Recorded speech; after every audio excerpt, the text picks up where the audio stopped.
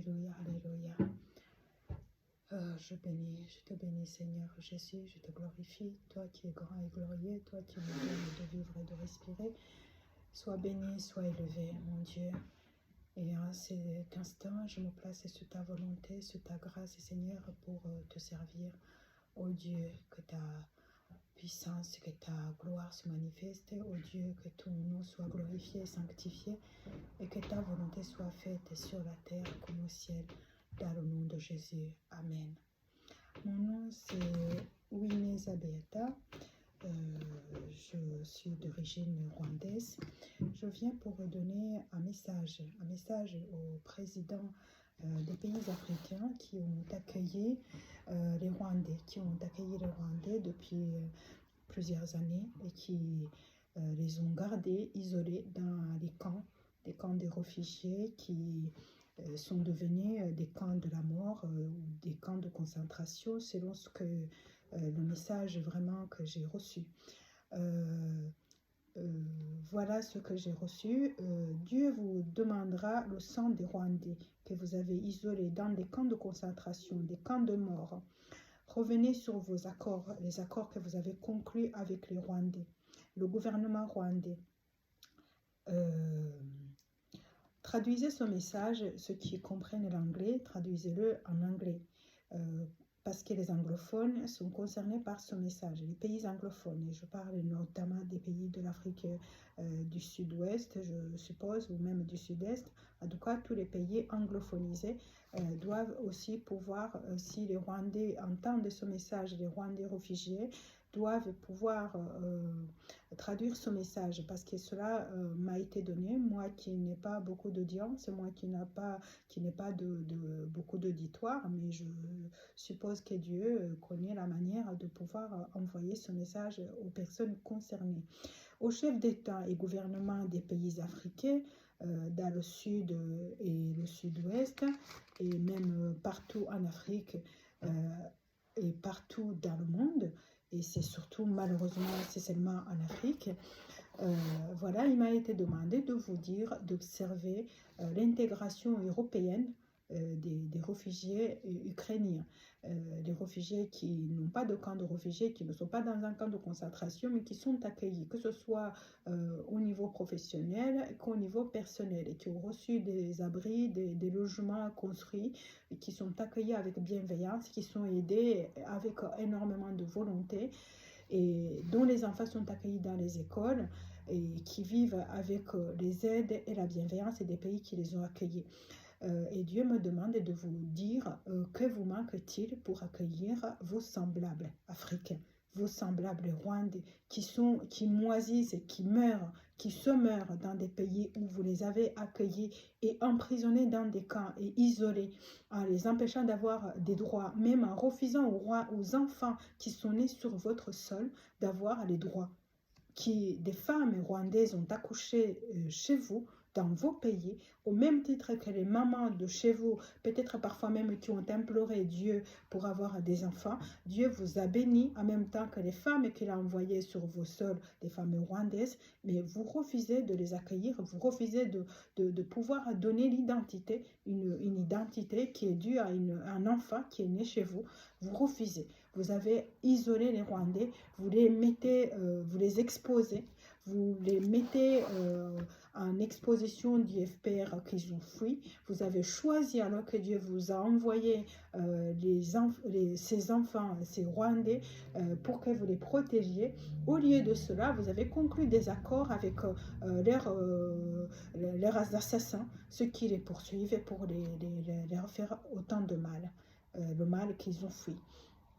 Je vous ai envoyé donc ces Rwandais pour que vous leur accordiez refuge et protection et que vous les acceptiez parmi vous. Ils sont vos semblables et vous les livrez à l'infamie. Vous les livrez à l'infamie.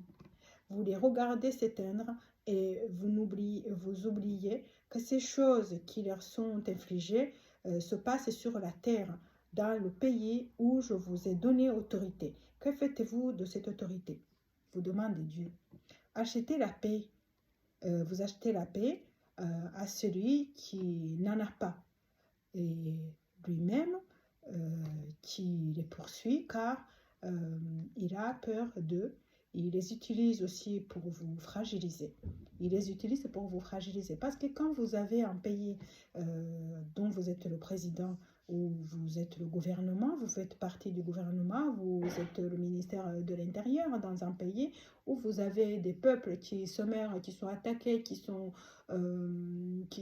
isolés, qui sont fragilisés de toutes parts, qui ne sont pas soignés, qui n'ont aucun droit, que vous transformez comme du bétail en ce que vous voulez, parce que vous disposez d'eux,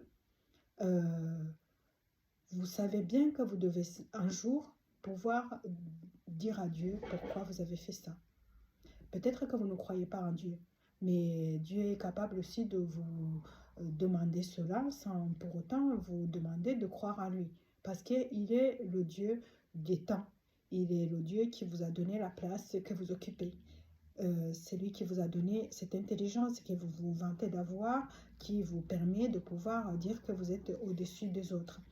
Et c'est ce pays, le Rwanda, qui utilise les réfugiés que vous avez reçus, et il vous fragilise parce que quand vous laissez un pays venir donner des ordres dans votre pays, alors que vous-même vous êtes souverain, c'est-à-dire quelque part que c'est comme si vous aviez un pays dans un autre. C'est-à-dire que vous autorisez un étranger à venir gouverner un certain nombre de gens qui sont censés être sous vos ordres.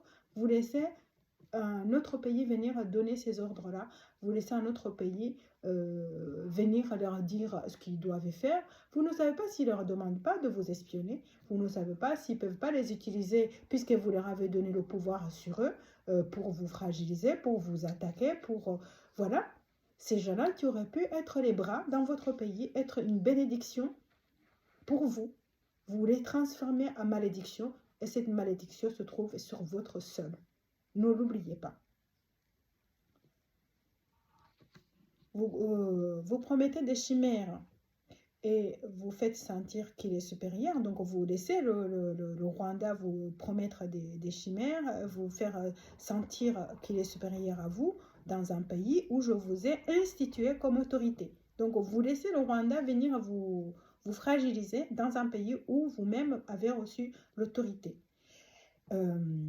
Ayant le droit d'accorder la citoyenneté, donc vous avez le droit d'accorder la citoyenneté et d'accepter celui qui cherche refuge auprès de vous. L'Afrique a été attaquée cette fois, mais elle sera sauvée. Elle a été attaquée depuis déjà longtemps, mais elle sera sauvée, d'un côté ou d'un autre. Observez un de mes serviteurs en Afrique, lorsqu'il parle de l'Afrique et des Africains à la jeunesse, à son pays, lorsqu'il parle des enfants de l'Afrique, et observez aussi en Europe, trouvez-vous le camp des réfugiés des Ukrainiens. Voilà, c'est ce que je disais à l'instant. Parce qu'ils ont été reçus comme par leurs semblables, intégrés dans la population natale de chaque pays, comme les leurs. Et vous, 30 ans se sont révolus pendant que vous les avez isolés, alors qu'ils auraient pu être utiles à une force vive parmi vous. Au lieu de cela, vous laissez les ambassadeurs rwandais venir diriger les personnes qui ont fui ce même pays. Et sur une terre où vous avez autorité. 30 à 100 pièces d'identité, les enfants naissent sur votre sol et vous leur refusez le droit d'être citoyen du pays où j'ai bien voulu qu'ils viennent au monde. Pensez-vous que je laisserai cela? Alors, vous savez bien que les accords conclus avec le Rwanda, le FPR de Kagame, le Rwanda, du FPR et de Kagame sont des accords de mort et non de vie, des accords pour exterminer tout un peuple sans aucun doute. Sachez bien que si vous ne revenez pas sur ces accords, je vous en demanderai le solde. Je vous en demanderai le solde si vous ne revenez pas sur ces accords. Et à vous et à votre peuple. sans parler d'une grâce incomparable à côté de laquelle vous passez. Je les considère comme les plus vulnérables chez vous et je les considère comme les plus vulnérables chez vous et considérez comme vous les traitez. Voyez comme vous les traitez alors que Dieu les considère comme les plus vulnérables. Ensuite, imaginez bien la tristesse de mon Esprit Saint, moi qui les ai envoyés parmi vous pour qu'ils soient sous votre protection comme vos semblables. Lisez dans ma parole ce que j'ai dit sur le sort de celui qui touchera à Caïn. Voilà. Donc, certainement, ils sont touchés partout où ils sont. Ils sont livrés à l'infamie, mais c'est sous votre autorité. Donc, si vous considérez que vos semblables et vos concitoyens sont traités, ceux-là, vous devriez les accueillir comme des invités d'honneur même. Et vous devriez les considérer avec une certaine valeur, une certaine humanité, avec une certaine bienveillance, et Dieu vous le rendra. Ou non, peut-être, parce que vous ne le faites pas, mais si vous le faites, cela reviendra à vous donner une certaine grâce. Je vais vous lire la Bible dans Matthieu chapitre 6, du verset 4 au verset 6.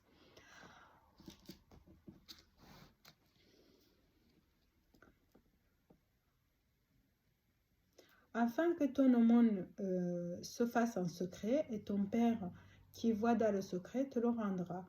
Lorsque vous priez, ne soyez pas comme des hypocrites qui aiment à prier debout dans les synagogues et au coin des rues pour être vus des hommes.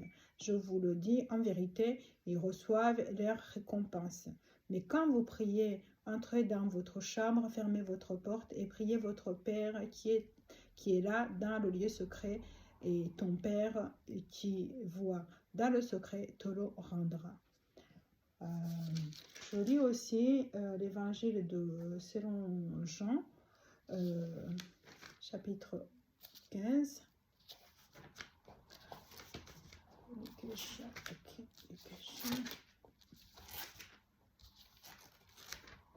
Chapitre 15.